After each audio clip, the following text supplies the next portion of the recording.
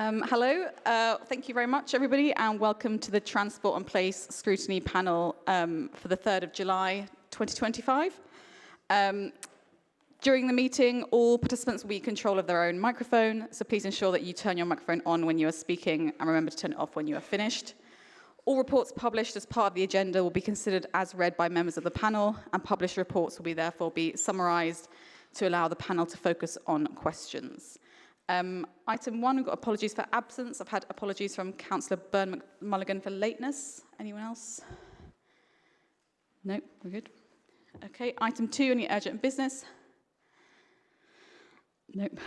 Item 3, declarations of interest. Any declarations of interest for anyone? Yep, Councillor Smith. I think when I checked the papers, I think our standard interests are not listed, or they are only for some members.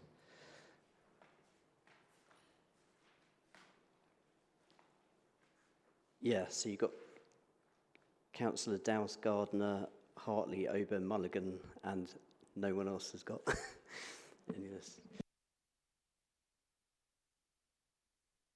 Okay, thank you very much for highlighting that. We'll make sure that's corrected. Any other declarations of interest? No, we're okay. Okay, item 4 for the minutes. Members requested to confirm as an accurate record the minutes of the meeting held on the 3rd of April. Is everyone happy with those? Brilliant, thank you very much. Great, so we have 2 items today, one from the from both our cabinet members. What we will try and do is have our cabinet members give their reports, and then we will try and aim for about 30 minutes worth of questions from the panel afterwards. We also have a public question for each item that's been submitted in advance, which we'll take as well after that. So I will hand over to Councillor Majid Rahman. Thank you. Thank you, Chair, and thank you, panel. Thank you for this opportunity for me to present this report and also kind of talk through some of those points. I think it's been a year since I've been in this role, and I think it's only fair that I recognise the hard work and dedication of the officers within the departments of planning, estates renewal and development. It's been a tough year, I know, within the department, but the officers have kept things moving, and they've also not just kept things moving, but they've also kept developing and improving our kind of planning and development projects. And so, and then I have to, I know it's important to remember that the planning, estates, regeneration and development portfolio is central to shaping the borough's places and neighbourhoods, and the directorate's individual services all contribute to supporting growth in the borough and help to ensure that there is an infrastructure and investment to achieve the relevant council agreed missions. And the report sets out an overview of the services and has been delivered by the services in my first year of tenure and outlines my key priorities for the coming year. So the main challenge as it has been affordable housing delivery, and it's making sure that developers that are building, so we are also providing affordable housing from those stock, and also our own internal Greenwich bills keeps building as well. However, the key issues to delivery include building costs, inflation, scheme viability, fire safety, retrofitting, which is diverting many of our providers, especially registered providers, who are challenged with whether they should take on new developments or maintain and manage the existing stock, and the infrastructure gaps. For example, lack of transport in Thamesmead, or the need for an improvement of transport links in Thamesmead and Charlton Riverside as well. Greenwich has the 3rd highest London housing target, which is around 2,824 units per year, which is currently our land supply, which we're expected to provide 5 years of housing land supply. We're only at 2.38 years, which shows the slow delivery. However, our teams are working hard to kind of improve on them. And one of the key things that we are looking to develop is our local plan is out of date. It's about 10 or 11 years, and we are developing a new local plan, which is a top priority for us, with the draft which is due for consultation in October this year. Some of our key successes over the last year include, in terms of our planning performance and achievements, is in 2024 and 25, the planning board resolved to permit just over 3,200 homes. Of those, 818 were affordable units. 100%. And in terms of our kind of performances, 100% of the majors and 90% of the non-major planning applications were agreed within the given time, and a revised community infrastructure levy and charging schedule was adopted, which is expected to raise an additional £5 million over 5 years. In looking at enforcement and action successes, the planning enforcement team issued 29 formal enforcement actions and achieved around 67.9% appeal dismissal rate. And one of the notable cases is the Marquee Phase 2, which resulted in successfully taking the developer court and the borough receiving £7.8 million in financial contributions and significant structural changes to the design. Looking at housing and homeless initiatives, the Greenwich Builds programme has delivered 435 new affordable homes since 2019 and 1,147 more in the pipeline. The council secured over £46 million in capital grants funding to acquire 267 properties for homeless households, reducing the reliance on temporary accommodations, which was a huge success. I think we're down to about 2 or 3 houses now from about 170 or something. And 15 homes were purchased under the GLA-funded single homelessness accommodation program for the vulnerable groups. And in terms of regeneration and capital projects, 17 key schemes and major capital projects listed in the report, but some highlights are looking at Woolwich Leisure Centre, which will be opening later this year, and around that we are also looking to build 450 homes as a part of that development. And there was £19 million in investment within the Woolwich Town Centre as a part of the Heritage Action Zone and the Future High Streets Fund. And some of the improvements can already be seen, and it's yet to be finished. And £40 million was secured for decarbonising and corporate estates. There are we are in the process of building a new SEND secondary and post-16, and also looking to do youth hub developments. And currently our urban regeneration frameworks for Abbeywood, Plumstead and Woolwich are underway, and we are looking to evaluate the submissions to date. So looking at the developer contributions, we have secured and collected around 5.151 million in SIL, or Community Infrastructure Levy, and since 2015 we've actually collected 29.9 million. And in terms of Section 106, we've collected 10.9 million. So looking at the road ahead, which is set out in paragraph 4.33 of the report, here are a few extracts from my plans ahead. One of the key things that I've mentioned already is the local plan. So that's which all going well. Hopefully by 2027 it will go into kind of final submission. Continue housing delivery and develop estates regeneration work. Charter and Riverside is a huge project for us, and revisioning and preparing work for delivery, that's the key thing at the moment. Supporting the DLR to Thamesmead, that's something that we are still keen to kind of work on, and I know the Deputy Mayor of London, Tom Copley, is also very keen to support with that as well. And progress in the urban regeneration frameworks, and kind of once we have the findings from those, is to develop those into our future plans. Yeah, thank you. Thank you very much. I'll open up to questions. We'll go this way and then that way. So, Councillor Gardner. Thank you very much. So I have 4 questions here. So the first is, I wondered if you could comment on the new announcement by the Deputy Prime Minister and Secretary of State at MHLG about the new proposals on time frame agreements and councils being able to take over undeveloped sites that have planning approval if they don't meet those agreements, and what preparation we're making in order, because land banking has been a huge issue in this borough and in many London boroughs, as you can see by the fact that the planning board, we've given 3,000 approvals, so we're approving at the right rate, but we're still in this ridiculous tilted balance just because developers are land banking rather than building. And wonder what progress you and the directorate were making on that to ensure we're right on the cusp of the new government rules there, which are very welcome. Secondly, a big issue in my ward, I understand it might be in other wards, is some developers selling off plan and to largely to overseas investors, which obviously helps them with cash flow, but does nothing whatsoever to meet local housing need and obviously forces both rental and purchase prices up. This is a significant issue in with Night Dragon, but I'm sure it is with some other developments as well in the borough. And I know that Islington and Camden have very good SPDs that mitigate that impact. You can't totally stop it, but it mitigates that impact with insistence that things have to be marketed locally.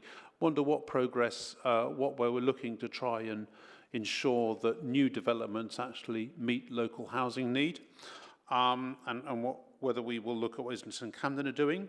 Thirdly, I'm a bit slightly concerned about Spray Street. The council put huge resources and quite a degree of angst into getting the DCO and doing the appeals, CPOs, and doing the appeals for the Spray Street development. But we've got those CPOs, they've got an 18 months or so to run still, but there's no sign of anything happening. So I wondered what plans, what options are being looked at to unlock that situation to ensure we can bring some new investment on board to make sure we don't lose that huge investment by the council in getting the CPOs, because basically it's a bit of a doomed area at the moment, and as vital for village regeneration. And maybe comment also on what's happened to the hill development behind the leisure centre, where also there's no spades in the ground. And finally, and I asked this question twice before at Scrutiny panel of officers and members, which is Charlton Riverside. Glad to hear there's another SPD. I thought the previous SPD was quite good, very good. But when councillors have not been, councillors neither our councillors in Peninsula and all councillors in Charlton Village and Riverside, which cover the two wards that cover the Charlton Riverside SPD area, have been consulted at all. So when will local councillors be consulted in the drawing up and the principles behind that new emerging SPD?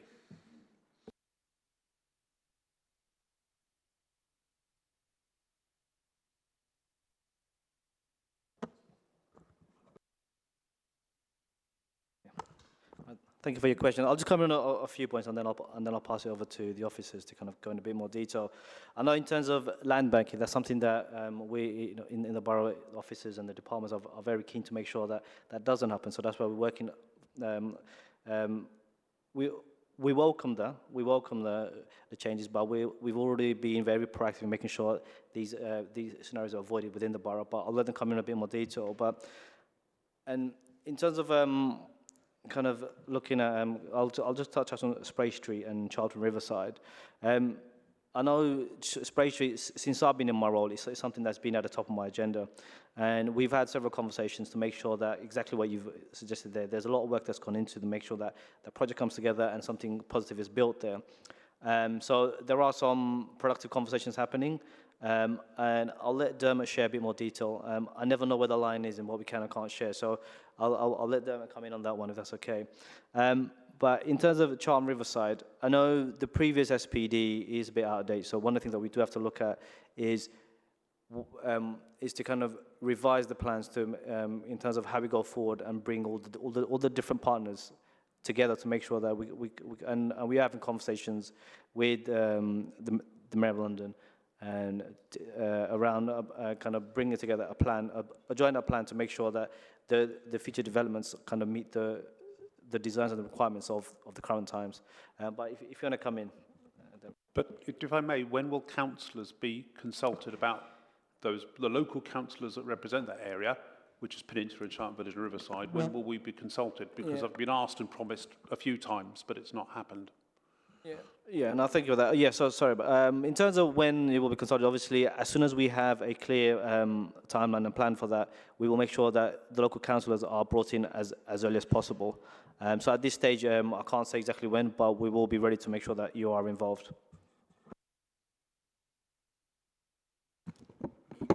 Yeah, just going from the first question, just for clarification, Councillor Gardner, this is the consultation paper or the working paper which is speeding up build-out rates, because there's two working papers out at the moment, so I was just clarifying it was that one and not the other one.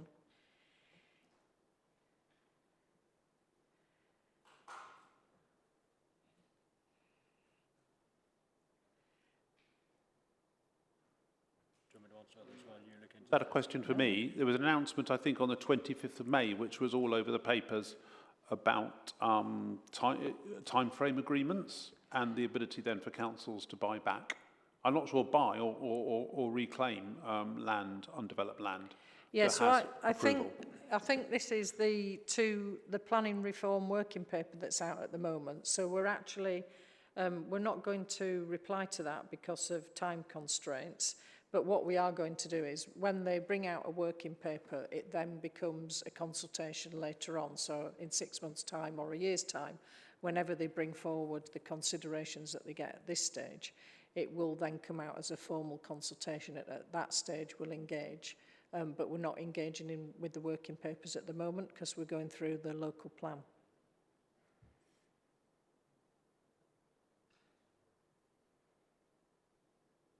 And then in terms of the second question, which was about investment, is that the right to leave? So when people buy a property and then they leave it empty, is that the Islington SPD that you're referring to?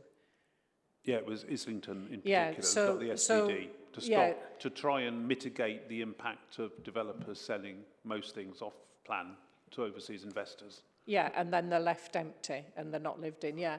So we have looked into that as a concept in the past before, but we don't have sufficient evidence to justify that it's a big problem in the borough. But what we will do is post the local plan. So when we bring forward the local plan and it gets towards adoption, we will then look at the suite of SPDs we have, because some of those then will be out of date, and then we will look at what we need to bring forward more robust SPDs that hang off the new local plan. So it is something we are aware of, but the reason we haven't done anything about it as yet is we don't really have a sufficient body of evidence to say that people are buying off plan but leaving the flat empty. So we are aware that buying off plan is a thing that goes on, but not necessarily then that they leave the flat empty. So we would have to make that connection then to bring forward something like the SPD that Islington have. If I might, Chair, how would we go about gathering the evidence for that? Because there's a lot of anecdotal evidence. Obviously, if you go to the top of my ward of no lights being on and so forth, but is there, I mean, other than the formal, council tax checks for people getting double and treble council tax and so forth, but that very much depends on people reporting. Is there any other mechanism? How will we evaluate that? I think we would probably look into it. The obvious one is the council tax and whether they then apply for a discount because it's left empty. Whether there are any other sources of information, we'll have to explore that and probably have a discussion with Islington to see what they relied on in addition to that. Great, thanks. Any other questions from? No? Oh. Is that okay? Too loud. Okay, I'll address some of the other questions from Councillor Gardner. Just coming back to additional point on Vicky's first answer in terms of land banking. A lot of the consents that are coming through already on the books are not being implemented because they're not viable. It is a popular thought that developers buy land, sit on it, get planning permission, sit on it and wait. I would say that in my experience, having worked for many developers, particularly ones that are active in this area, I have never seen it happening, ever. There are some out there who do that, but I don't see it happening here, to be honest, and I do know of 2 landowner-type developers that have got significant schemes in the pipeline that are now looking to sell on because it's not viable for them. They could sit on it, wait 10 years, but they're not. I know of discussions going on in the market where they are looking to to trade through. So I do understand that it is a concern, and nationally it is a concern, but I do not see evidence of deliberate land banking in order to profiteer from holding land and restraining supply. What's restraining supply are the viability issues that are London-wide.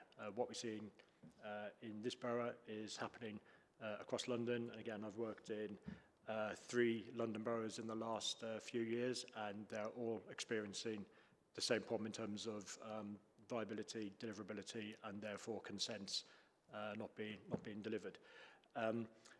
Now, coming on to the other projects, I can talk about Spray Street, and I can talk about Charlton Riverside. In terms of Spray Street, there is a lot of work going on in the background. I completely recognise your point that the council has invested a lot of time and resource, a lot of goodwill as well with the community and the local business community down there, and we do have what is a stalled scheme. We are no different in that kind of scheme stalling at the moment to, again, many other London boroughs. So there are factors here that we just have to face into. However, it's incumbent on us to do the best that we can to make sure that when the market starts changing or conditions change, the scheme is ready for deliverability. So it's quite pertinent you asked it, because a lot is happening. And for instance, I was in a 3-hour workshop this afternoon with the spreadsheet team and our advisors and architects, looking at making that scheme as viable as possible and getting it ready.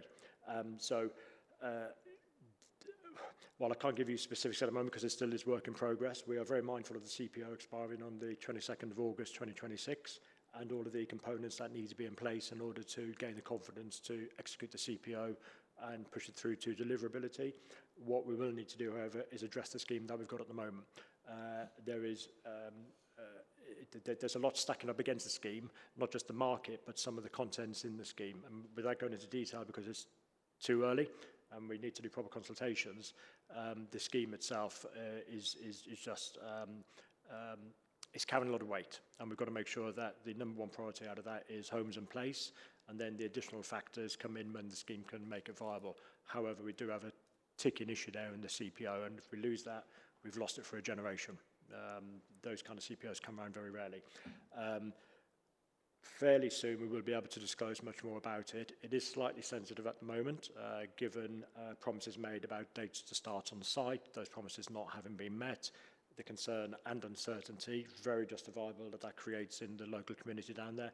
And I prefer to give information when we can substantiate it rather than just little chunks of information in order to placate people at the time. So I do promise you we will have some very encouraging news on that fairly soon, and we are talking to all the relevant agencies and the market on that one. Turning to Charlton Riverside, again, I recognise that a lot has been said about that in the past, but not much progress has been made. We are looking at the SPD. It was adopted in 2017, I believe it was. 2018. Well, it was designated as an opportunity area in 2008. 2008. Then the SPD was adopted. There's a reason why it hasn't been delivered. The SPD doesn't work, basically. It doesn't work in terms of the costs of delivering the scheme and the phasing of it and the nature of the land ownerships down there. So the best thing that Greenwich has done while it works on that background is actually become a significant stakeholder down there. So the acquisition of all the industrial areas has sent out a really big signal. One of the reasons that we haven't tabled new designs or the refresh of the SPD is that if we did it now, what you would see is the design and the vision. What I want to make sure is that what we are presenting actually has a delivery story behind it, because otherwise all it becomes is another version of an SPD that can't be delivered. So in the background, we are working hard with GLA, with Homes England, with Transport for London. For instance, last week we had a 28-person workshop with ourselves and representatives from those agencies. It's the first time it's happened in the lifespan of the Charlton Riverside project. So we're pulling those stakeholders together. We're also working much more collaboratively with major stakeholders on the ground, so in much more regular contact with Hyde and more regular contact with GLI, Patricia, They got their consent for the VIP proposal last night as well. So I appreciate on the surface you don't get to see the outcomes of this, but what I want to do with that programme is make sure that we have put it back together, and as well as the vision, we've got the delivery story and strategy behind it as well, so that we can come to you saying this is how it looks and this is how it will be delivered, because otherwise it'll be a debate about how it looks and we might not be able to deliver it. So I appreciate the patience. To answer the question, however, when, I think we will be seeing something in the next month to 2 months, based on the feedback that we've had and how the delivery components are coming out. Our vision is ready to present, yeah, but I've held it back because, like I say, we want to now put the foundations in place to make sure it's deliverable as well as acceptable in design terms. With respect, I can see that, but we were promised that the local, we've had conversations with all these people, including applicants and developers and so forth, but the last people that are being consulted are the people elected to represent the area, which, rather undercuts our role as local champions. And surely we need to be within those workshops and that conversations. So when I was a councillor in Woolwich, and we were doing a Woolwich SPD, and Victoria was around, but that never happened, the Woolwich SPD, sadly. But for the draft, local councillors were very much involved in the different workshops. But in this, it seems to be the GLA, the TfL, developers, but no local councillors.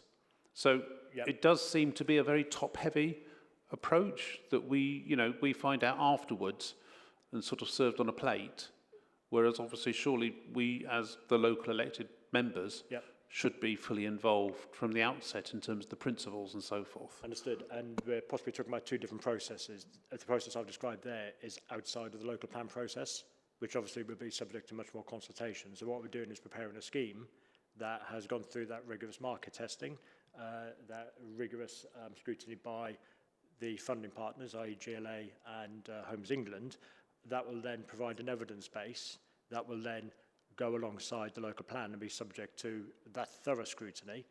But I recognise what you're saying, but what we don't want to present at this point in time is another version of a scheme that hasn't been tested as it has in the past. I prefer to bring to you something that we know has the support of, not ring-fenced by, but the support of GLN and Homes England. Now, we did talk about community engagement at this big workshop. We spent about half an hour talking about community engagement, so I assure you it is on the agenda. But what we want to bring to you as well is these are the... Okay, I take on board what you say. I take on board, yep. I think we need to take that away, but thank you very much as well. It was very informative. Any other kind of questions from the panel? Councillor Davis? Thank you, Chair, and thank you for the update. It's really appreciated. My first two questions cover stuff we've spoken about at previous committee meetings as well as at full council, and I think we've gone over the welcome inclusion in the local plan around more provisions to protect family homes. Majid and I spoke last week about this, and one that I got the impression is being looked at, but just to confirm, is minimum size. So where a property is under a certain size, the council will look to stop that, which I believe Wandsworth have already brought in. I think that's really positive. But with all of these measures that are likely to be brought in, the plan goes out to consult in October, likely then doesn't come in until the end of next year. I was at local planning last Monday, and I think of the 6 items, 5 of them were HMO conversions. What can the council do to stop landlords just looking to bring conversions forward before that new local plan comes in? Because I think all of this stuff is great, but if it's not coming in for sort of 18 months, you kind of, the horse was bolted by that point. So what can we do before then? Another one is the estate regeneration. I think initially that was the strategy was coming this summer. I assume that delay is linked to the delay of the local plan. And I guess my interest was just, is there an update on what models the council is looking at favouring as part of that strategy? And then my final question was the mention of the 46.8 million that's been spent to purchase 267 properties in the last year. How many of those are in the borough? And what analysis as part of those purchases has the council done on the impact on the local housing market as well? So to take your question about the HMOs, we are fairly limited to what we can do. So at the moment, we can only judge HMOs on the quality that comes forward. So using the quality guidance that's in the Supplementary Planning Design, Urban Design SPD that we have. So we can and we do refuse applications that don't meet those standards. And then the other arm of the council, so Environmental Health, have got the licensing scheme where they can ensure that HMO licenses, and when they're delivered, they come forward that they're quality and they have their powers to deal with under the licenses. But it's not an easy win in the next 2 years, so that's what we can apply at the moment. Then when we develop the policy, and it will be slightly longer than 18 months, I have to say. So we're at the point where we're drafting the local plan. We're intending to bring it to Cabinet and full council in October to start the consultation off then. The process then will be, after the consultation, we'll digest what people say, but particularly around that, we do appreciate that we have a bit of a policy vacuum about HMOs. And we're looking at developing, as you've said, a policy similar to what we do for self-contained flats at the moment, which is to protect a certain size of property, which is your normal average 3-bed property. And so that will then give us much greater weight in dealing with and resisting 3-bed properties turning to HMOs. In addition to that, we're also going to look at a saturation policy, so see which wards across the borough have more than their share, if you like, along roads, etc., and saturation in areas. So we will look at introducing that as well as a second arm of the policy. But just in terms of that new policy coming forward, we have to submit our draft local plan for examination in public by December 2026. That's quite a tight time frame because as well as the consultation in October, we also have to do a second consultation, and that will be post-election next year, and that's a soundness one. When it's submitted for examination, depending on how many objections we have, the examination can be relatively quickly or can take a number of years. So and that's a difficult thing for us to call. So an example would be Lewisham submitted their plan in 2023. They've just got the planning inspectorate's formal decision on their plan that they can go ahead and implement it. So that's taken almost 2 years. So it's difficult to predict that bit, but we'll know nearer the time when we submit how many objections we're going into. But it is a number of years off before we have an effective policy. And I know that is very frustrating for members, and it is frustrating for officers because obviously, you know, seeing a lot of a type of application when the community are you know, quite vocal about them is difficult for officers as well. And so I guess the sort of implicit answer there is, Vicky, that beyond what the council are already doing, there's not a huge amount that can be done. That's correct, yeah.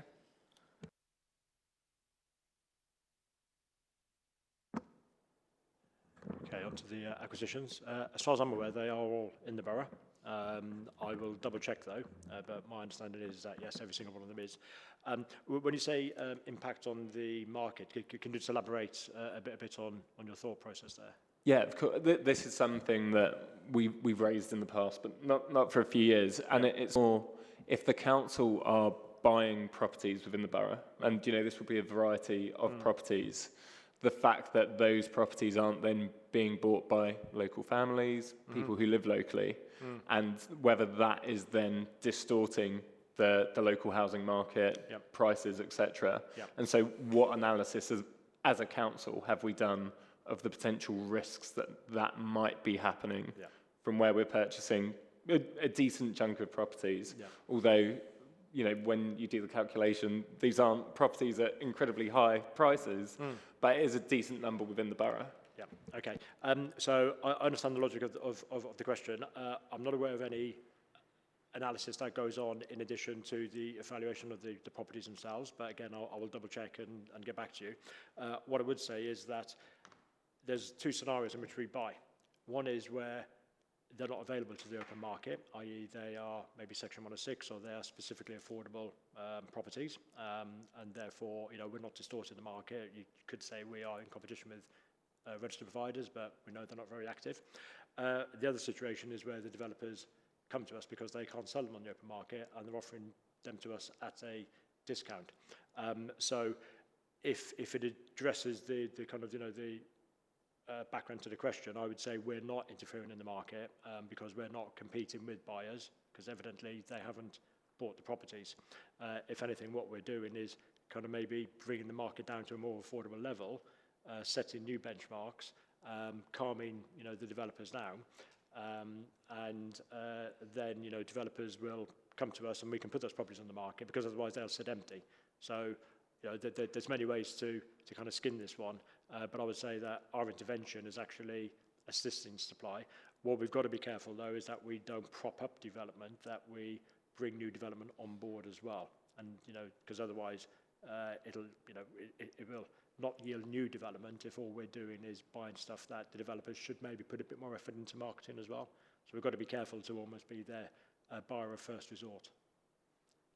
So to be completely honest, I'd actually misinterpreted the point in there because I know the council has previously had a policy of buying on the market. Yep. And so I had read that as that rather than buying new developments, and so that makes complete sense. Yes, and so yeah, and again, okay, so I'll check whether we are executing deals under the policy of going into the market and buying, but I'm not aware. Okay, I think maybe if we're talking about bulk schemes, we're not doing that. It may be that under the CHAP scheme, we are buying individual properties that are on the market, and in that case, then yes, we are potentially in competition.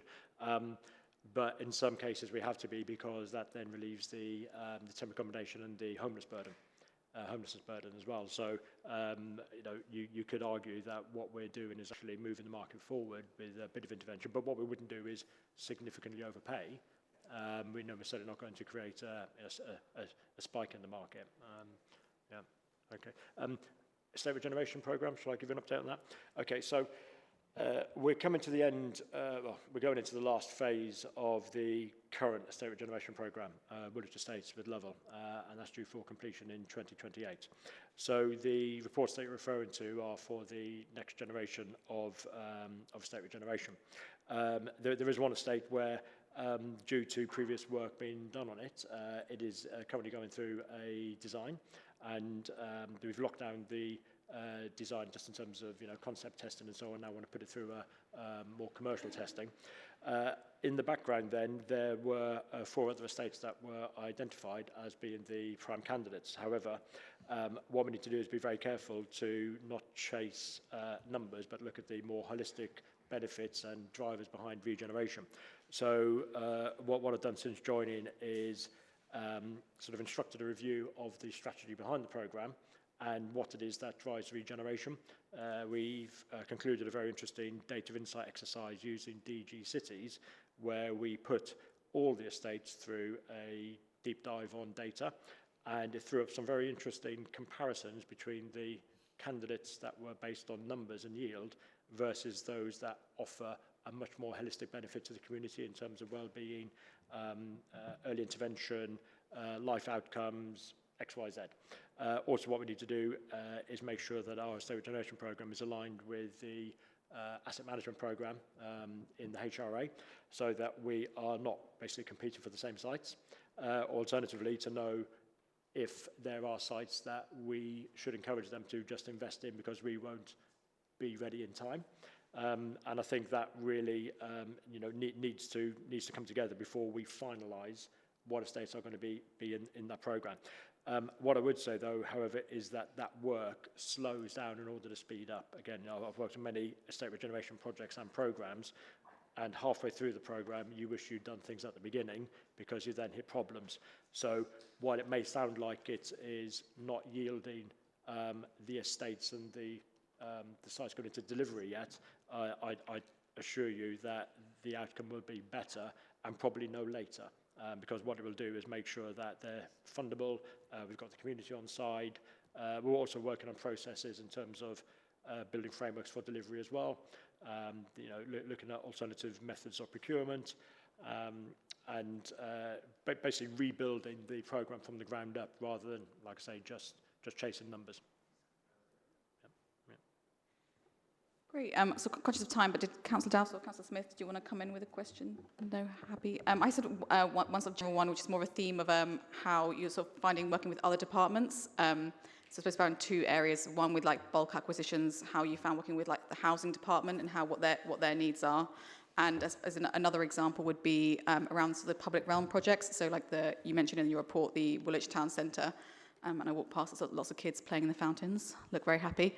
But sort of how you worked with like either sort of the waste teams or the parks teams in terms of their maintenance of that public realm. Just kind of interested in sort of general reflections on those kind of interdepartmental workings. Shall I go straight into that? Yeah. Okay. We are getting on very well with our colleagues in housing. I think that there is a joint vision. Much better working practices. For instance, there's going to be an alignment between, and I should have mentioned this in terms of the estate regeneration answer, as you know, or may know, Claire Harding is reviewing the housing and homeless strategy, and we are making sure, therefore, that the estate regeneration strategy works hand in hand with that, because otherwise we could have two strategies that, at the end of the day, want to provide new homes but have not been aligned. So that's a good example of how we are working much better. But also just down to day-to-day operations in terms of working through on the acquisitions as well, having earlier engagement in terms of the housing types, the bedroom mixes, specifications, service charges, maintenance costs. Could it be better? Yes. Yeah. And I'm working on a programme to convene an acquisition strategy and process, whereby at a very early stage, all acquisitions are put to a panel and have to go through a screening process. But also what that does is set targets for the officers who work on the acquisition side, so they know what to go out and look for as well. Whereas I think here we're learning quite late in the acquisition stage about what it is that housing want, what they can afford, running costs and so on and so forth. So we are going through that improvement process, but what has definitely improved now is the relationship and the culture.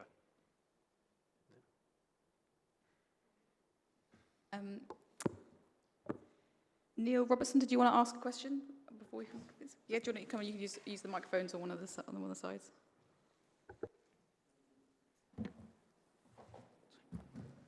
Thank you.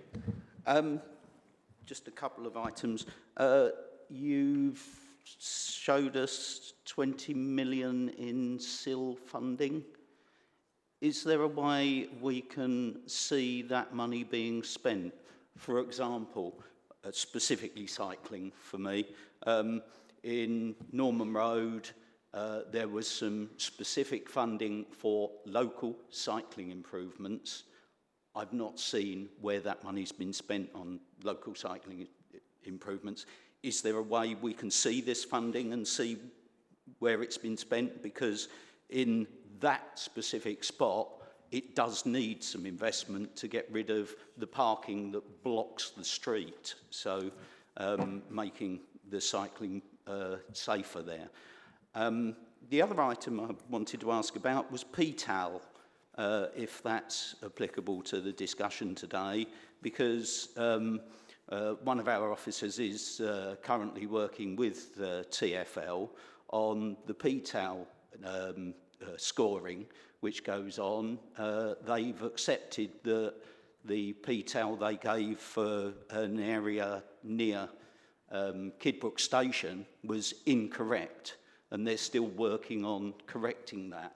So will that be something, presumably that will go off to our Transport Department to check that on developments? Thank you.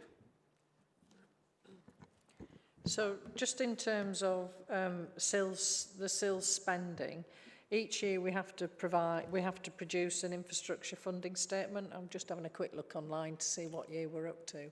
And the one that's come up online is 23-24. So I think we are in the process of doing 24-25, and that then will be put online. And in that funding statement, it basically says how much we are collecting and what our rates are, so how much we collect under each rate. And then it sets down what income we've collected and then where we've allocated it to. And then it gives some examples. So if that doesn't go into enough fine grain, I suggest you could either write to me and I'll pass it on to the colleague who produces that, who can give you a bit more detail about what we've spent on that sort of cycling infrastructure across the borough over the years. And then the second question, I know you said PTAL, but you could just remind me of the question. Sorry, I was too busy looking at the funding statement. So some of the PTAL that they put into these developments are actually incorrect. So can we make sure that the data we're getting is correct? Yeah, so they shouldn't be incorrect because there is a PTAL map for the whole of London. So we should be picking it off correctly.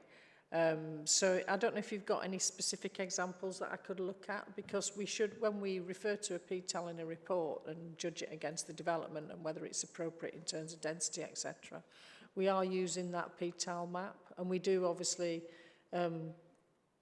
consult and negotiate and discuss with our highway colleagues about what's right and what's wrong for each particular development. So there is a process involved where we do take some specialist advice as well, but the PTAL map should be right. So if you have any examples, it would be good to know those. I'll send it to you. Yeah, that's perfect. Thank you. Great, thank you very much. Anyone else want to make suggestions? Were there any recommendations from the panel? I think didn't know one about councillors being consulted earlier in. So if you want to make a recommendation about that. Well, I'm happy to. Yeah, I mean, it has been in the past that councillors have been very much involved in just our as a cooperative council and our co-production, principles and so forth. And I think it would be useful. And I have had that assurance from officers in the past, from Jeremy Smalley and so forth, that we would be consulted soon. So it would be good to have a recommendation that we will, local councillors within the area, and just in general, where there are geographical SPDs, it should be just normal, really. So I would like to make that recommendation if possible, Chair. I was also wondering about the issue of responding to this government consultation on time frame agreements, whether, I mean, it doesn't need to be a big consultation, but there must be standard consultations at London Councils, responses that London Councils and LGA have, which would mean that, it wouldn't be too much work for us to do. So I wondered if perhaps we should respond to that consultation. So it's a consultation on a working paper. The London councils, I believe, have submitted one to that, unless I'm getting confused with the London plan. But the Planning Officers Society have also submitted responses to it. So as a council, I don't think we should be copying their responses. We should be making, either we have the capacity to do our own individual response to that working paper, but I don't think a recommendation where we copy somebody else's is a good thing. But I think what I can say is that when it comes out as a consultation, hopefully later on in the year, we'll be in a position where we're not trying to go through a drafting of our local plan at the moment. And that's the only thing that's preventing us from responding to these two working papers. So we will make sure when it's a consultation, we will respond. Okay, great. So maybe we'll just do the recommendation about sort of councillor consultations. Thank you very much for your time. Finish that item. Thank you very much. Councillor Ben Mulligan, if you had any questions, maybe liaise with sort of Raymond, and we shouldn't submit them that way. But thank you very much. We'll move on to item 6.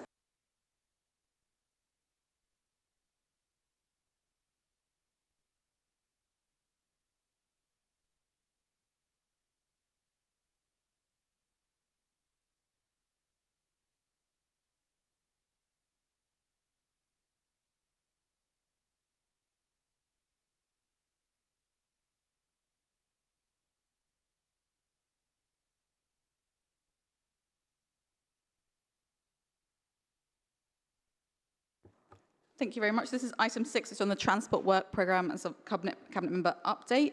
So I'll leave it over to you to give an overview, and then we'll open it up to sort of panel questions, which we'll try again to keep within 30 minutes. We did about 40 minutes on the previous item, so we'll try and get it snappier. But yeah, over to you, Councillor Lacan. Thank you. I'm just going to give a kind of brief outline of what we've done and the direction of travel, but since 2023. But our now head of program and public realm, I'm happy to introduce Alex Sexton, will take you through the program in more detail afterwards. So I think this is your first scrutiny, so be kind is what I can say. I'll just briefly outline some of the things we've done. 2023, we stabilized the key infrastructure of the department and also looked at all our key assets.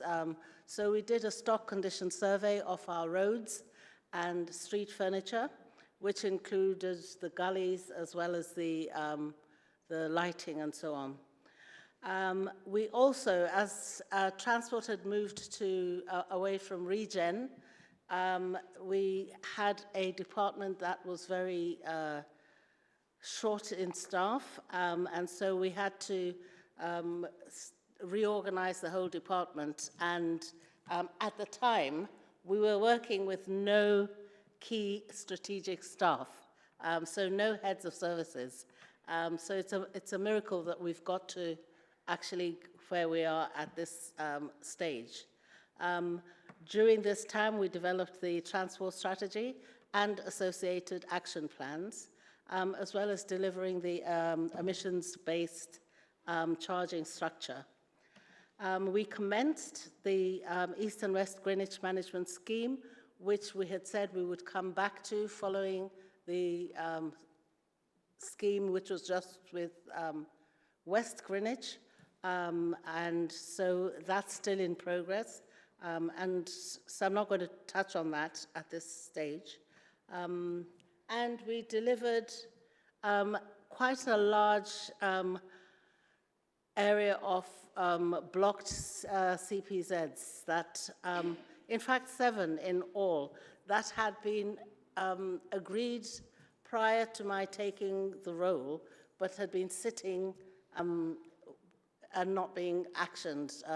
So we had some decisions since 2020, for example, that were pending. So we tidied up the 7 historic areas and also secured a strategic outline case for the DLR to Thamesmead extension with the partners, of course, and delivered the long-awaited infrastructure improvements to Creek Road, Lifting Bridge, and Petman Crescent, as you all know, were in pretty dire straits. Moving on to 2024, we delivered on the long-awaited Falconwood payment parking scheme. For people who have been here for a bit longer, you'll know that we had a lot of challenges around that area. It's one of the very few areas around the station that had no parking restrictions whatsoever. And we were having some challenges with Bexley. We tried mediation, that didn't work. And so in the end, we had to get the Mayor of London to make a decision, and he decided in our favor. We also delivered our new highways contract. I think you'll remember at some point we were having challenges with that contract, and we were extending and extending. So that's been secured. It's an £8 million a year contract. And so we would, now we're kind of at a place where we can see work done at pace. So even things like a lot of the road surfacing, we're in a stronger position to deliver on that. And of course, it goes without saying we needed to balance our budget. And through the MTFS savings, and using CCTV to also look at how our funding of key capital projects such as school streets could be done. Moving on to 2025, we're now going at pace. We've sort of, having done a lot of the underlying work, we've completed the reorganization, secured all our heads of services across the division, and so we're in a very strong place to move at pace. And we've developed and implemented the project management office, and we're also now working with various boards on schemes, schematic boards. So we have a board that looks at the work that we're doing, both at a high level and a lower level, on things like sustainable streets, as well as school streets and so on. We are almost at the end of evaluating the traffic management for East and West Greenwich. How that's going to come, I'm not sure, so I can't, until that work is completed, I wouldn't be in a position, as I said earlier, to comment. We've launched our Sustainable Streets programs, and that's in 6 areas. It's 6, yes? And we're now at the second stage of engagement. The first stage was just asking residents what they thought would be good to have in the area, what, you know, the problem areas that they felt around parking, around, you know, street furniture, around EV charging, around trees and all of that. And so having got that information, then we've had the designers try to design up some of the information that was gleaned from that first engagement. And so we're now going into the second tranche of engagement with the designs as suggested by residents. And so we will be looking to see where that takes us going forward. But it was quite interesting.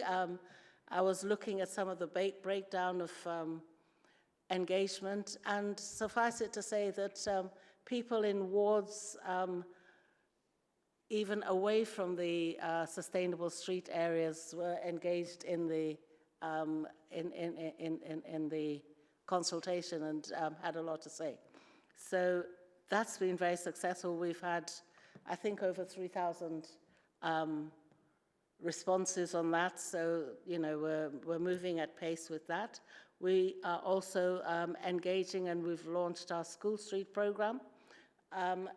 Now, we had the option of turning 11 school streets into permanent school streets, but because we're now doing our engagement in a different way, where we are doing the 2 stages of engagement, it was felt that it would be unfair to make permanent those ones and then be doing a much more elaborate engagement in the other 21. So we literally started those ones again from scratch. So we're looking at 31 school streets this year in progress. So the teams are, as I say, being kept really busy. We're also progressing the local area energy planning framework and lobbying TfL on the delivery and funding opportunity to deliver the 20 miles, borough-wide 20-mile-an-hour zone, which we want to extend to the old borough. Having said that, we've actually covered quite a lot of the residential areas in the borough as 20 miles an hour.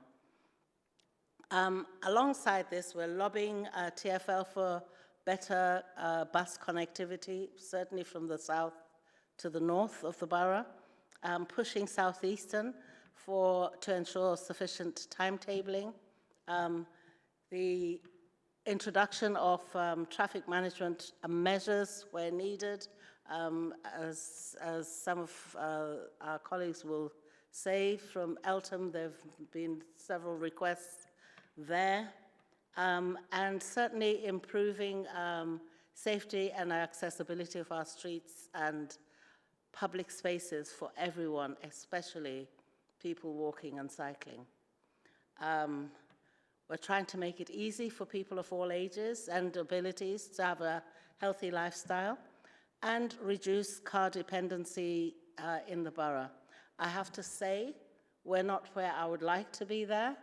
We're not doing as well, but you know, over a period, hopefully the cumulative effect of all of these measures will start to have that impact. We are working to introduce a flexible try before you bike scheme. We are doing a lot of training with schools also to support kids who are trying to learn to cycle, as well as other community groups. We are increasing the number of electric vehicle charging points. I think I said it the last time that we were going to be launching the Levi, the funding that we're getting with Lewisham from the Levi funding. That enables us to also be able to put electric charging points in areas that are not necessarily commercially viable. So it could be a housing estate or such like. But at the same time, we've also given licensing to 2 companies that will be more commercial in the way they provide the electric charging points. So hopefully the 2 working side by side will really speed up the number of charging points in the borough. I mean, with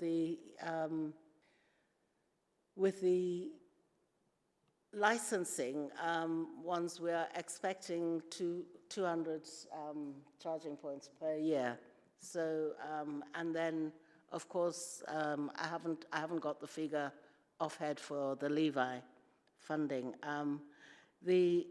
We've moved at pace in terms of the cycle routes. Again, some of those cycle routes were consulted on in as far back as 2020, yeah.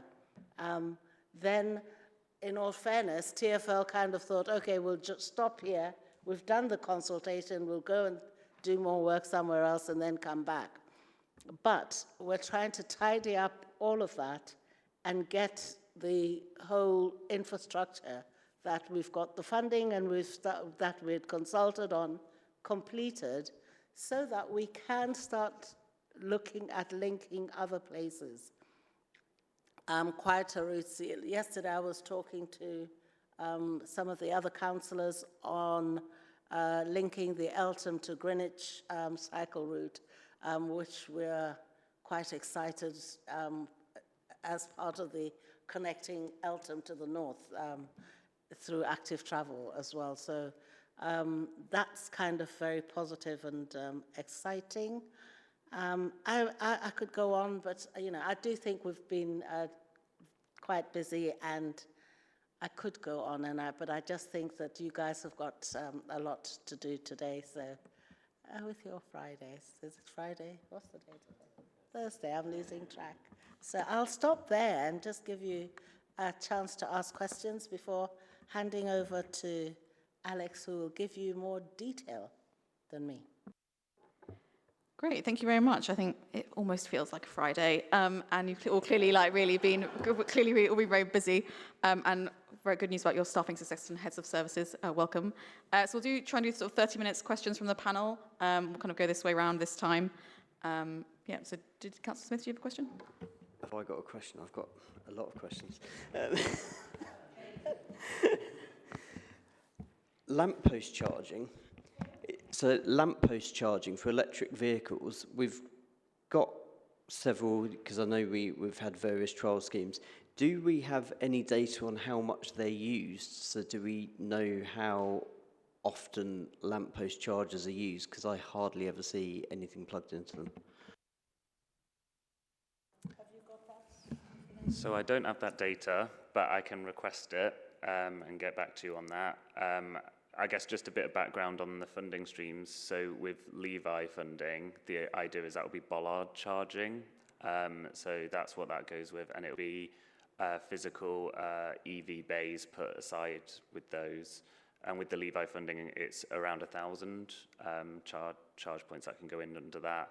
And our own procurement, which we are calling RBG or Greenwich procurement, it's looking at various other types of charging, like lamppost charging, fast charging and other types, because you need to be able to get a good range of EV charging. You have to have different types. You can't just put one type in because it doesn't suit everyone's sort of need.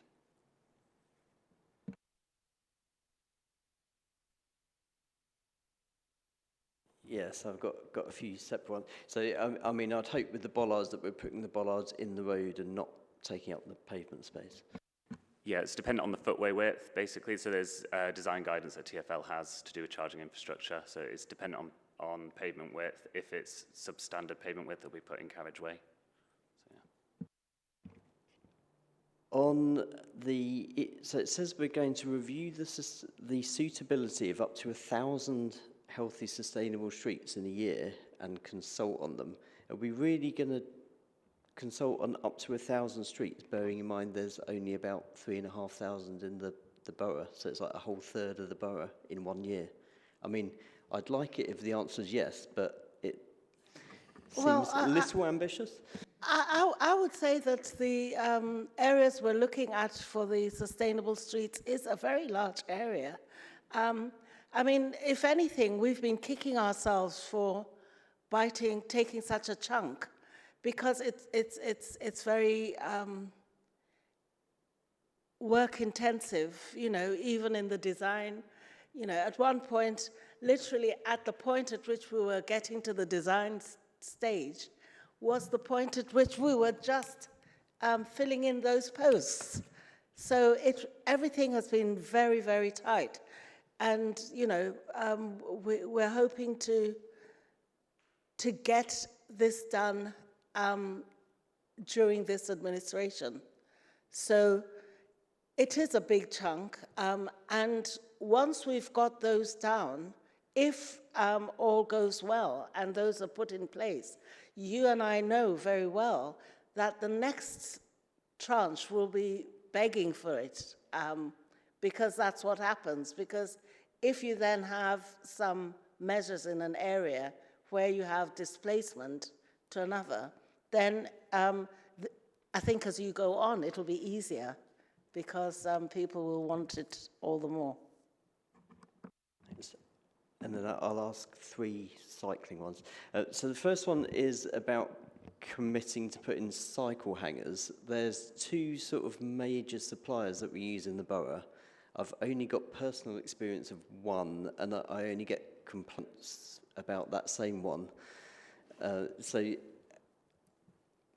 know, from my point of view, one of them is a good supplier, the other one is bad. I know it's like a bit black and white, but do we undertake any satisfaction surveys with people who are renting cycle hangers? And if not, could we use that in procurement to pick the good one and not the terrible one? Do you want to ask a couple more?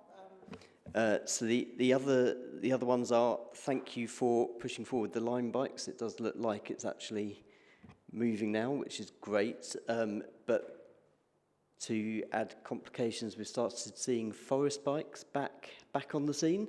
So I wonder whether we are approaching them for an MOU, whether they would go into partnership with Lime to pay for half the bays or something, whether we're engaging with them. And the last one is about the Greenwich foot tunnel. So again, in terms of cycling, the sort of north-south links are not very good, but the other thing that's really bad is cross-river links. And obviously the Greenwich foot tunnels the lifts have been in pretty unreliable state for many years, and in the last year or two it's gone, and actually the Woolwich foot tunnel is not at all. So I certainly know, it's things that Councillor Mulligan has asked questions about at council, but I wondered whether there's any progress in perhaps asking TfL to take over the lifts and installing tube-style robust lifts and actually taking over the management of that so that we've got a reliable link for cyclists crossing the river. Okay, I'll let the gentleman talk about the procurement of the cycle hangers, but I do agree with you. I think it's important to have some measure of satisfaction because people pay to use these things, you know, so like anything else, I would expect that there should be. Lime bikes, yes, but it seems as soon as you solve one problem, another one comes up. But again, this is a moving picture. So as it moves, I think we need to react to it as appropriate. The foot tunnel is, you know, the bane of my life. I feel as if it's the albatross on my shoulders, as it would be for people who use it. It's incredible that something that's, you know, so simple becomes such a problem. And there are not many ways that people can cross. I mean, fortunately, now the Silvertown Tunnel bus can take cycles on, but I don't think it takes the volume off. And, you know, in my view, you know, we need to look at also the volume of bicycles that go through each of those tunnels, and at some point consider whether we want to put a lane there, you know, in my view, because if it's going to make it easier. But it doesn't help whatever we do if the lifts are not working, because, you know, these bicycles are not light. I've checked yours out, and I would have left the bike there myself, you know, because I couldn't physically carry it up those stairs. So it's something Ryan and I are forever talking about, and so I'll let him have this one as one of his pet cases. But just to assure you that we are talking robustly with housing, because they manage the lifts, and so obviously because we get the questions, we are not leaving this without challenge when we talk to housing engineers. So just on the cycle hangers, we don't do the satisfaction service. So that is definitely something I can take away with the team and discuss if we can do that. Regarding alternative dockless bike providers, we have been approached by other providers, and we're willing to have those conversations and see what they can offer, because that's only fair to be able to do that. And on the Greenwich Foot Tunnel, we are as well in active discussions with TfL regarding this as sort of the next generation of what we see those foot tunnels to be as, the sort of regeneration of it. There needs to be a lot of money put into those foot tunnels, so we do need all the partners we can get on board to be able to actually see this as strategic infrastructure, which is quite rightly what it is for walking and for cycling. So yeah, we're actively lobbying and wanting to get TfL on board with that. Sorry, can I just add, this was raised the last time I had a chat with Will Norman, and you know, I felt TfL needs to be much more strategic in the role that they play. And just to say, I will be meeting him, I think, next week? Next week. Yeah. So that's another thing I'll be, it's a major part of that conversation. Great, thank you very much. Do you have a question, Councillor Lewis? I'll try and be quick, Chair. The first two are vicariously sort of interlinked, but the first one is about the bus priority feasibility studies. Eltham High Street sounds like an interesting place to look at, but given the sort of, you know, in recent 10, 15 years, the money spent on redesigning the high street, adding cycle lanes, etc., I'd be intrigued to know what sort of bus priority the council would be looking at there. And then the link is buses in Eltham High Street, and one that I feel like every time we're here, Ryan, I raise with you is obviously the north-south connectivity and the Elizabeth line in Woolwich. I had a resident message me about the proposed SL15, which goes from Clapham to Eltham, with the suggestion that you know, this is obviously something we've spoken about for years, but looking at extending that from Eltham up through to Woolwich, whether that might be an option that the council will speak to TfL about, especially as it might be easier rather than an entirely new route, which we've previously discussed. So those are the first two linked bus questions in Eltham. Thank you, yeah. So on the bus priority measures, my understanding is along Eltham, it was more looking at parking, loading restrictions sort of stuff that is hindering bus movement rather than anything more substantial, because that's also seen as bus priority measures in TfL's eyes.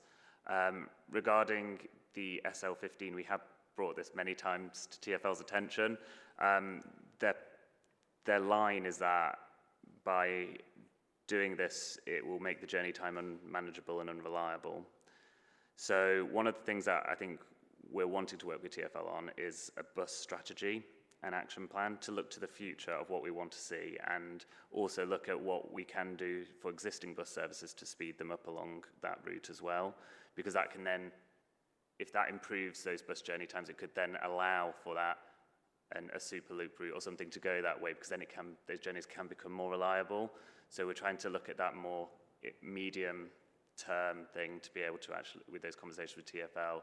So as I say, watch this space, because we will consult with councillors once we get the strategy created for the bus strategy and action plan, because that will be one important thing that we want to get out with TfL.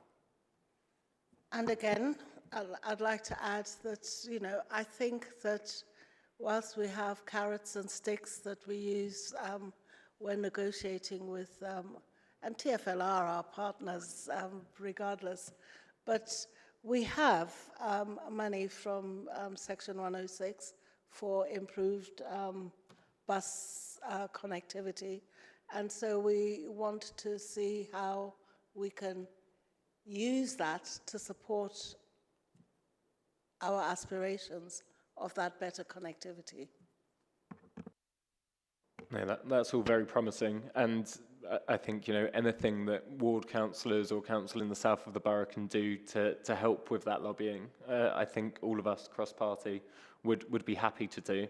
And moving from a more conciliatory note, the mention of the sustainable streets and CPZs, I think there's obviously some differing views amongst residents and amongst councillors as well on this. And I think the concept of more sustainable streets, improved active travel is a good one, but I think there's lots of residents who are concerned that some of this is CPZ by stealth, and that we're seeing CPZs come in where the actual aim is to just be able to cover a wider area. And I know that the council strategy is a borough-wide CPZ, but I think it quite ignores the sort of reality that in parts of the borough, like mine and Kathy's, where more residents do have cars, because there is just not the transport connectivity. I was down on the Avery Hill estate today speaking to a resident about issues they've got with parking, and you know, they've got a PTAL rating of 1B. People on that estate have to own a car to get around.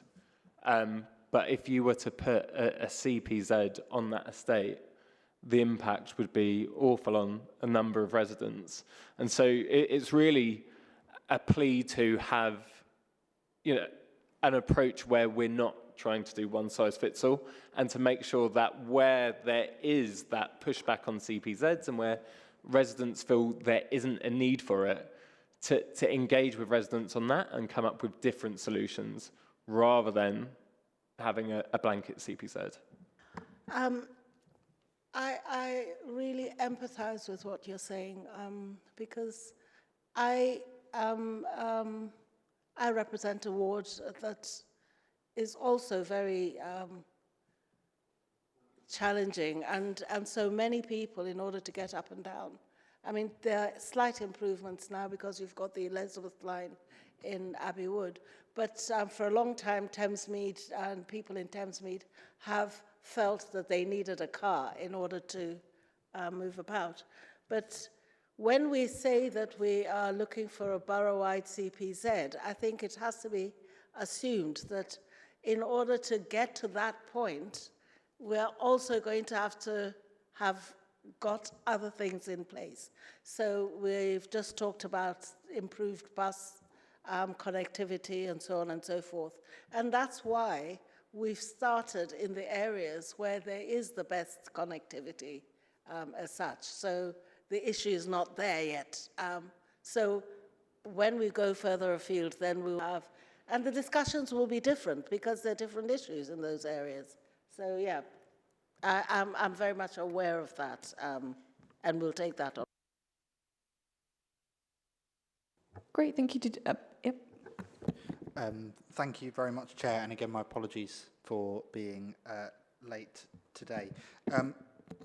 Aidan's stolen a couple of my questions, so I won't repeat. But just to kind of go back to front, on the foot tunnels, at this meeting last year, we discussed the Woolwich Foot Tunnel, and you'd indicated the hope that we would see the North Lift return to service by the end of the year. We're 12 months on, and the situation hasn't progressed. As I understand it, the legal agreements have been concluded, but Newham is still not coughing up the cash. And I think it's really important for us to emphasise, at the minute, of the 4 lifts, only 1 is working. You know, on my way to and from work today, I had to carry my bike up and down the Greenwich Foot Tunnel. That's fine, I can do that, but I saw people with prams who are unable to do it. And this isn't just about cycling, this is also about accessibility for elderly people, those with limited mobility, parents with prams. I have residents in my ward who have children at nurseries on the other side of the river, and at the minute they struggle with being able to get there. They have to go to Greenwich Station to get the DLR to Island Gardens while work's going on with Cutty Sark, which we're having to do anyway with the escalators out there. But I really think this is not just about active travel. This is about accessibility. And so would welcome anything that you could say about efforts we're doing to get Newham to cough up and do their bit and to engage with Tower Hamlets and TfL. And I'd ask, when you meet Will Norman next week, please ask him to help us bang on their door. That's, but I can happily say that we're now at a place where we are playing really well and nicely with Newham, and they have coughed up. So yeah, the work has been going on, and we're in a good place now. So we want to start to see that work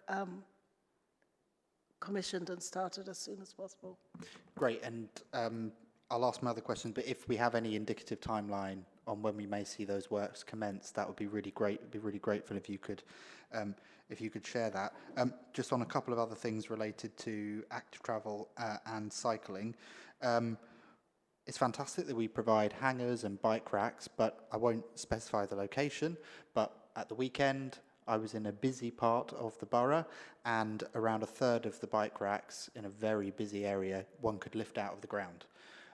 So I'd like to ask what we are doing to inspect and then maintain bike racks to make sure that people do have somewhere secure where they can lock their bikes. That's vital if we want to encourage people to not use the car but to use bicycles and so on.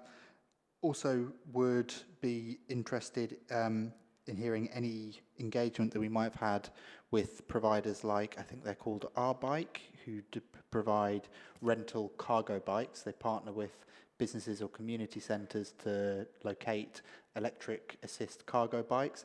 That can be a key answer, actually, I think, particularly in some of the parts of the borough with lower PTAR ratings, for people to be able to go for an alternative to a car, which is short-term hire of an electric assist cargo bike. And again, on the wider point on cycling, be really good to know what our thinking is in terms of the balance between seeking protected cycling along main thoroughfare routes versus seeking to focus infrastructure on quieter routes. There are merits and demerits to both, but it'd just be good to see where thinking is on that. So on the dates, I'll have to get back to you. So I'll drop you an email with the proposed dates for the Woolwich Foot Tunnel. Regarding the cycle stands, Ryan, correct me if I'm wrong, but I assume like highway inspectors will check this sort of thing. So, and they'll generally do a sweep around every area of the borough in a sort of periodic way. So we can make sure, if you note the location, we can make sure that that is I've seen. raised it through casework, so hopefully it's already in the system. Perfect, thank you. Regarding our bikes, I've not been in Greenwich long enough, so I don't know. No, so we're not aware that we've been approached by them, but I know other boroughs are definitely using them. I understand they have previously had some conversations because they also provide some of our try before you buy, or their kind of umbrella organisation. Yeah. I'll send you an email because I had a really positive conversation with someone from there recently. Yeah, that would be useful, thank you. And then the final one was about cycling infrastructure. So with cycling infrastructure, we use, all of our cycle routes are funded via TfL's sort of LIP funding, local implementation plan funding. It has to abide by the strategic cycling analysis. So that is generally just a very high level line. It doesn't detail whether it's a main road or a quiet road that you use, but it's a destination to destination is the idea. So during the optioneering, there could be main road routes, it could be quiet routes, it could be a mix. So to give you examples, like Elton to Greenwich, it is actually a mix of both main and quiet in this current optioneering phase. So it really depends on the cycle route, but it has to meet relevant TfL standards to be labelled a cycleway and to meet its funding requirements. So on main roads, it will be cyclists separated from traffic. And on quieter roads, if it meets the standards of the thresholds with motor vehicles, speeds, it could be okay for people to cycle with traffic. Brilliant, thank you very much. And I will do my other two questions together because they're both short ones.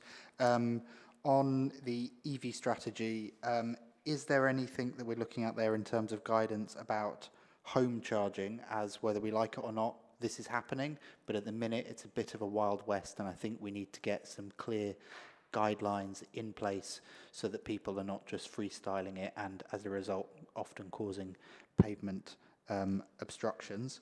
And then on road safety, I know we should see streetscape guidance coming through as well as we reflect on both road safety and streetscape guidance. In particular on safe crossing, I'd be keen to know if we are looking at phasing out flared junctions. So that's where you seek to basically make as many junctions as you can through time, more of a 90-degree angle, rather than that wide turn, as the wide turn both forces pedestrians to cross at a wider point, and it encourages vehicles to both approach and exit those junctions at speed, and that's a hazard to any person on any type of wheels, be that a bicycle, a wheelchair, with a pram, as well as pedestrians. Yeah, so it's quite a good news story, I guess, on that EV point. So we are looking to launch what's called a cross-pavement trial. We are currently liaising with operators and doing early engagement with operators regarding this. So this is where they can provide sort of gullies in the pavement, so the wiring of home charging can go underneath that so that there's less of a trip hazard. We will be launching a questionnaire out to residents on this to get their thoughts if they would like to be interested in this trial. And yeah, so I was just going to say watch out for this space, really. It should... I'm hoping around September the questionnaire should go out. We're just currently engaging with our community engagement colleagues, and yeah, that questionnaire will go out to residents. On the streetscape guidance point and safe crossings, yeah, the idea is that we want to make crossings as short as possible for pedestrians and reduce as many speeds as possible in the borough in terms of how vehicles come into and out of side roads. So that is very much part of it. Even just looking at proposals that we've got for Cycleway 4 and these sort of things, we're always making sure that we are doing them as much as we can to make side roads as tight as possible where we can. Obviously, we do need to take account in some areas where they've got HGV movements and those sort of things. So. Great, thank you very much. Questions from the side? Yeah, Councillor Dowse. I think it would be remiss of me not to make my plea and to follow on from what Councillor Davis has already said. You know, in my ward, there is not one single cycle lane. There is not going to be a line bike. There is absolutely terrible bus service. We're not even in the Eltham area. We have to get a bus to Eltham to get a bus anywhere else, and then they're rubbish when you get there. It is completely unreasonable to think that people cannot use a car. You can't go anywhere. It's impossible. So when people hear things about borough-wide CPZs, it understandably makes them angry. They feel like their whole way of living is under threat. And quite frankly, I don't blame them. So I think my plea is that we recognise in everything we do that not everywhere is the same. We don't all live in Greenwich. We don't all live in Woolwich, where you can get places. A lot of us, a lot of people, my ward being one of them, you can't get anywhere. It's not possible to go anywhere without a car. I mean, to be fair, I've got 2 train stations. So from those train stations, I every day go into work on the train. So fine, but that's it. That is it. You can go to London and you can go back home. I can get a bus to Bromley. That's it. Can't go anywhere else. So I think all I'm trying to say, without trying to be too negative, which I realise I just have, is that this kind of borough-wide feeling is unreasonable for my residents, and what it's doing is it's making them angry. This is what I'm hearing over and over and over again from people, is that, you know, they're coming for our cars. They're going to, you know, make it too expensive to drive in the borough. Won't be able to park, blah, blah, blah. And, you know, it's just causing bad feeling, basically, is where I'm at with it. So, sorry, that was really negative. But, you know, that is what people feel, and it would not be right of me not to tell you that.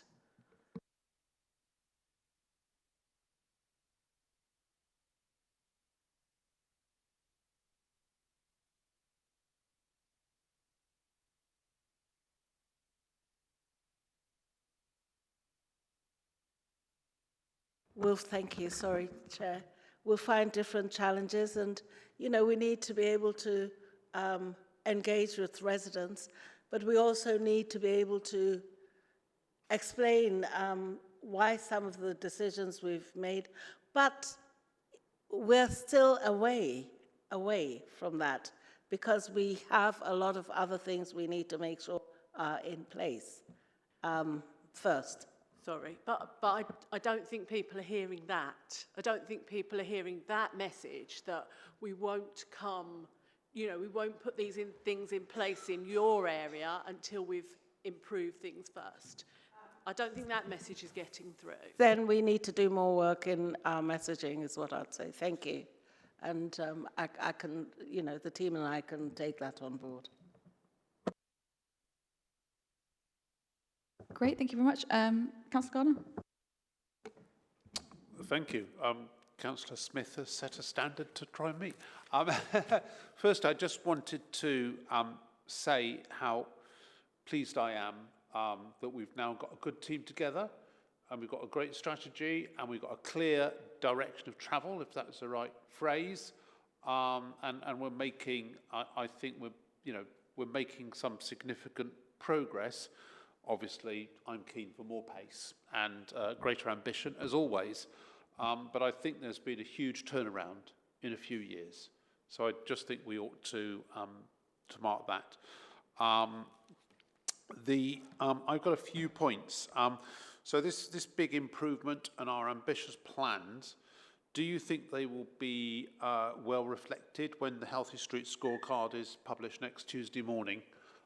Unfortunately, I can't go to the launch, but or is online anyway. But are we expecting? Because last year we went down a bit. Are we expecting to have some improvement on that, given all the measures we're putting in place?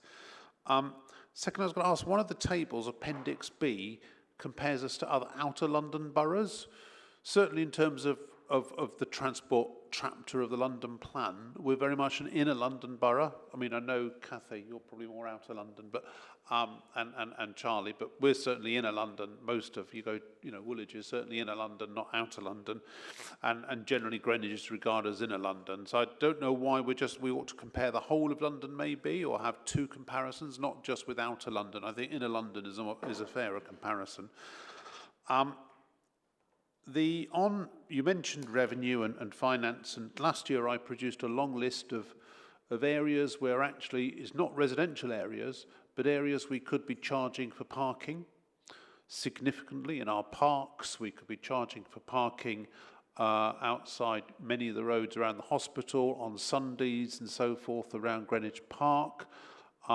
So we're encouraging people to use their cars where there are lots of bus services and rail services as an alternative, but it's easy to drive because they can get away without paying anything to park. And there are lots of parking spaces where people don't live. I gave a long list last year, but I wondered what had happened to it and where we're going, because we're missing lots of potential income that could be then reinvested in improving our streets and in many of these measures. I could go into details, obviously. I also wanted to ask about, you know, in terms of our policies on sustainable streets and so forth, about the 2-metre London pavement standard. There are many examples where we don't meet the 2-metre London pavement standard, where street furniture is badly positioned, which means that wheelchairs and so forth can't get through, and buggies and things like that.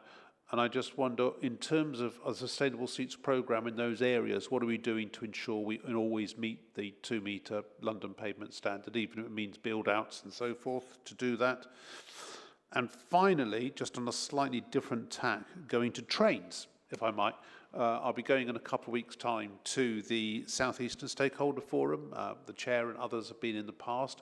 You know, years ago, there always used to be an officer there when Kim Smith was around. And one of the big issues, obviously, is improving connectivity and the rail service, getting the Greenwich line, which, you know, Charlton Station being in my ward and other stations being in other people's ward, back to 8 trains per hour throughout the day.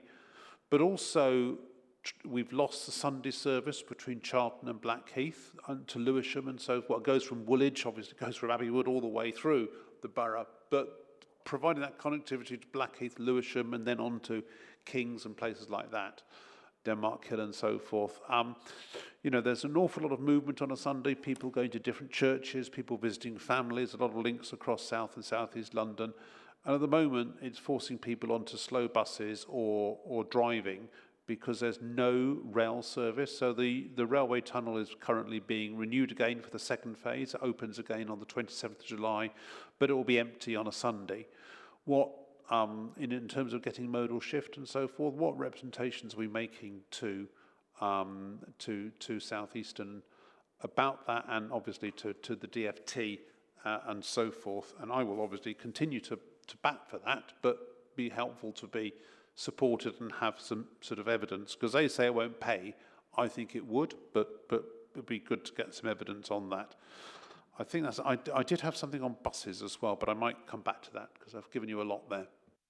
I'll pass most of these for the officers to take, but I just wanted to say that on the Healthy Streets scorecard, we did drop before, and the sustainability team did quite a lot of work because we felt that they didn't have all the evidence that they should have used in making their decision. But we've subsequently gone up, and in some areas gone up considerably. I feel disappointed that we only went up by 4 points in transport, but I do believe that once this year is over, where we've got the sustainable streets, we'd have added the 31 school streets, because those are the areas that would be counted when they look at the scorecard. It's going to be a huge jump moving forward. So I'm kind of positive about the direction of travel. And in the area of the charging, I remember the lists you had, and I'm quite sure it would have been music to Damon's ears. But the reality is, as I've said, we've just had the team coming in, and we're only now operating at full complement. And not only are we only just beginning to operate at full complement, but we have a huge program to get through between whatever goes on with the traffic management in East and West Greenwich, the 6 sustainable streets, big area, and the school streets, as well as the ensuring that we're keeping up with the road surfacing program. So we have got that. That's something that we will continue to look at, but it's because we've been really under the cosh in pressure for the time at the moment. This has been the priority to get this over the line. On the Healthy Street scorecard, as Councillor Cow was saying, I think it's not. I don't think there's going to be a massive difference. There's not a massive difference this year, but I think future years, just because of what we're projecting and everything like that, it is going to be a massive difference for us. In terms of your comment about outer London, inner London, happy to take that on board in the next report. Happy to compare us with those. I think I did ask the same question last year, actually. Oh, okay. I think I was more just using what TfL referred to as, and that was always outer London, and that's how they compare. So that's how I was kind of doing it. So, but I'll take that on board for the next report. Ryan, do you want to go through the next two?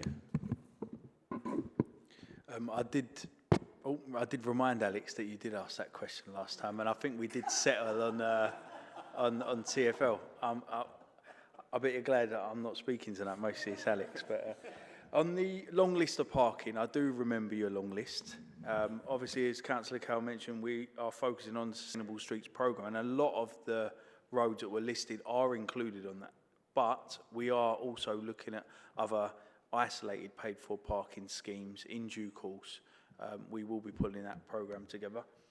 On the trains, South Eastern, we've written to South Eastern quite a few times. Obviously, we've had them in here. I remember the last time they were in, we were talking about the works to the Blackheath Tunnel and everything like that. And I think the biggest challenge for me is that South Eastern, although they say they're a business, they've got to make sure they're viable. And same with TfL and the bus service.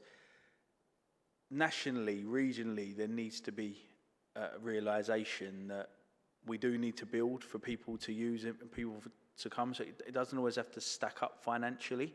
And I raised this when South Eastern actually brought their Network Rail colleagues down here last time, is that if we're going to build a policy in this country, and nationally and regionally, for people to use alternative modes, there needs to be that viable option there for them. But at the moment, that isn't something that they're taking into consideration in the decision-making locally. So I can go to them with that specific point. We do have more regular discussions with them. And I think since the first time they did come to Scrutiny, it was quite a long meeting. I think it was about 6 hours it ended up being. We have seen a difference, and they have been engaging with us a bit more. The London pavement standards, obviously it's not going to be absolutely achievable to put build-outs in on all of those 1,000 roads. I'm determined to get the exact figure of the amount of roads sent to Councillor Aidan Smith. But of course, decluttering is a big part of that, and also placement of lighting columns as well can sometimes be something that causes a hindrance. But in relation to the actual specking out and all of the designing, we are looking at all of the decluttering as part of that within the sustainable streets as well. Was there any more? I can't remember. I probably haven't answered them very well, but yeah. Okay, thank you. Cool, thank you very much. We've just got to 40 minutes. Do you have can you take it up afterwards with the cabinet member? I can. Okay, thank you very much.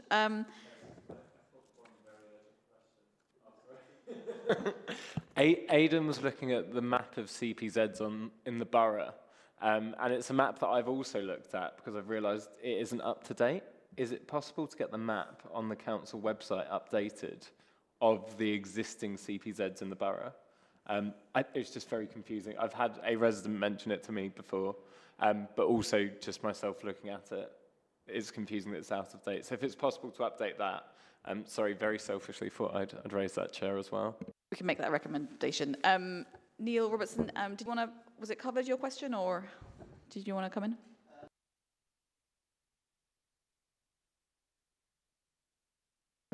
So I've only got a page and a half of questions.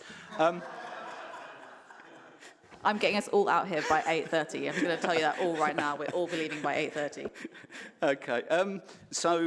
It's great to see the team built up. I was feeling fairly despondent about what's been going on over the last few years, and now the team is there. Alex is obviously well up to speed on what he's doing from the carbon neutral meeting the other day. So it's looking good. And then seeing all these 6 documents that are with the agenda tonight, there's hundreds of points that I'd love to go through. But it sounds very positive, and your idea on what the scorecard's going to show this year as against next year, I agree with. So that's great. Can I just say a few things then? I'll run through a bunch of these and you can answer what you want. And I expect we're probably going to have a meeting hopefully soon to go through stuff so you can feedback on some of the other bits. So on 6.1, the Transport Works programme, you've got 9 consultations coming up. I'm not looking forward to all that work, but thank you for putting those in. And spades in the ground on 2 items. Cycle hangers, we're talking about hangers. That's half of the journey. That's the home part. What we need is some safe parking at major transport hubs and our centres, which are the other part, because some people have fairly expensive bikes and don't want them stolen. So Waltham Forest have these sort of things. Can we look at copying them? And yes, I know I will try and organise the trip to Waltham Forest to look at and talk to their officers over there. And the Lime bikes thing, the MOU is signed, yeah? In the thing it says it's agreed, but on the cusp? Yeah, in principle it's agreed, but we have to go through the governance process with the decision report being signed, enter into the experimental traffic order, and the memorandum of understanding just sits behind that. So we've got, I've had both the reports today, reviewed them, passed them over for signature to move forward. Timing, sort of? Well, they're both key decisions, so they'll be subject to calling. They're on the forward plan, so you're probably looking at another 6 weeks before we're able to sign everything up, including the traffic orders and everything like that. Okay, great, thank you. Plumstead regeneration that works is starting last month. There's no overall plan for the area.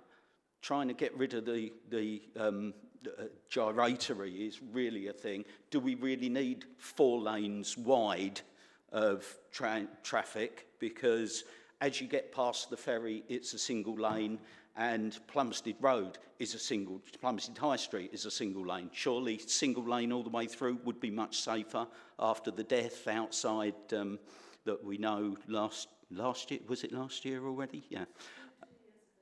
2 years ago, was it? So single lanes are so much safer. Streetscape, Pick one more, Neil. Pick one more. Okay. Pick your top one. The school streets is great, but doing safe routes to schools and all the rest of the stuff you're doing, where's the data for the sustainable travel to school? Because we've got a sustainable travel officer and there's never any data and there's never any targets. Where are we with each school at the moment? And what is our target in next year, the year after? And in doing all the work, spending all the money we do on cycle training and the other things for schools, wouldn't it be better if we focus on one school at a time and make sure we do the training at the same time as we've already looked at routes to schools, because we know where the students, which areas most students live, and make sure we've got safe routes for them to either walk or cycle, so that we link that with the cycle training, so they've then got a route to use to get to school. I'll leave it there for now. Yeah, do you want to pick up on any of those points? And then we'll... I was writing them down for a minute. Pretty much, I mean, the reason we're here is to get some scrutiny on what we're doing, and all of those are viable things that we could be doing in the round and balance them up. I'm happy for you to send them all to me, and I know we said we're going to arrange a meeting soon again. I don't disagree with any of your points. The safer routes to school and doing all the training and everything like that maybe is a bit of a step too far, because everybody will probably want some activity at some point. We do have statistics for school travel, sustainable travel at school, safe travel at school. We do have that. Where we publish it and where we should publish it, I'm not too sure. It probably should have been in here, but we can get hold of that as well. And yeah, updating the CPZ map as well, coming back to Councillor Davis. I'll check. You're probably just looking in the wrong place, but we'll get that sorted. I think that's a fair recommendation to come back with that data for you. And just to talk about the gyratory in Plumstead, there are issues because some of that land is not ours, it belongs to the station. Not the station, but the train service. So there are, I know that I've been meeting with Alex and his teams on a monthly basis, and there are very big challenges in some of the work that they're doing. But they have tried to make it as safe as they can, and a lot of it is also going to rely on heavy enforcement because the pinch point where cars are parked at really dodgy angles, just as you get to those shops, means buses are going out, sort of veering into the middle lane, which is pushing cars out, and then there's a turn towards the bus garage. So people can easily get onto the wrong lane and find that, so it is a pinch point. But I think the designs that they've come up with are trying to deal with that as best as they can. I'd be very happy for you to come and have a look at some of the work that's been done there. Yeah, I was just going to add as well that the designs hopefully make it a lot better for walking and cycling. There's improved crossing points across to Plumstead Station proposed. There's improved cycling infrastructure. There's obviously the public realm investment underneath the underpass and cycle connectivity and pedestrian lighting and safety, all that included. So it's a very holistic picture for that area. Okay, thank you very much. So I think thank you very much for your time. So to summarise some of the information that's going to be sent over is that lamppost charging data and the dates for the lifts at the tunnels. I think we had a few different recommendations that came through. One was about a cycle hanger satisfaction survey, which might be kind of a useful thing to do, following Councillor Smith's point. I don't know if we want to make a recommendation following on from what Councillor Dow said about communication with kind of like sort of south areas of the borough with like less public transport, about how, I don't know if you want to put some wording together about how we communicate with residents. That'd be good. I would do that. Also, the inner London and outer London bit about data, I think we've picked up before, would be really helpful. And the update of the website, or clarifying the website situation is fine. And Councillor Gardner, you're going to pick up with buses with the cabinet member. And I think you, Neil, you're going to send your information for the other page of questions you had. Feel free to send. And was there any other recommendations anyone wants to make? Yep. I think there was also about an update on dates about the Woolwich Foot Tunnel and when that was work was likely to. Oh, sorry, and the cargo bike stuff. Specifically, what about the cargo bikes?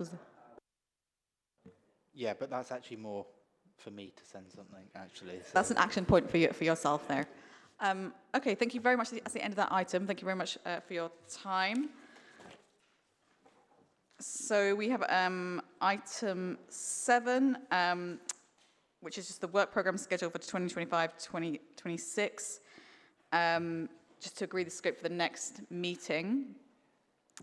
It's on LIP funding and the local plan update, if everyone's kind of happy with that.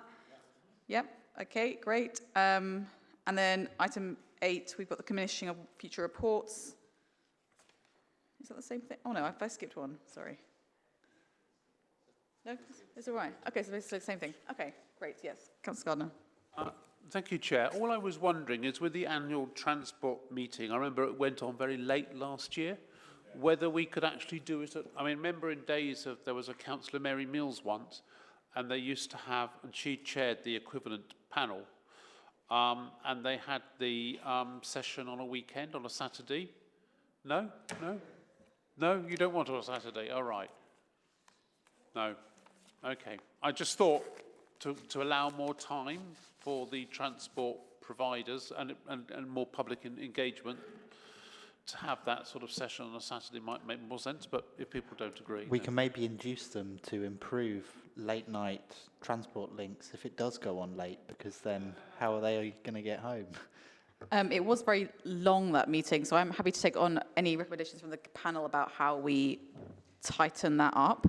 I think also one thing I would note from that panel is that senior people should be attending from the providers, and if they're not going to attend, I would propose to the panel that we pull those providers, because I would rather not have a provider speak than send someone junior who does not really have the answers. Well, I think on that, maybe trying to do TfL separately to some of the other providers is a way of doing it, because we kind of had 2 meetings. And I think would 100% back your thing about if it's not someone senior, then it's a waste of everyone's time. Okay, we'll take that away and have a think about that, about maybe having TfL separately or as well, and the senior point will be taken forward. That's great. Any other points for anyone else? No? Raymond, are you happy? Okay, we'll conclude that meeting then. Thank you very much.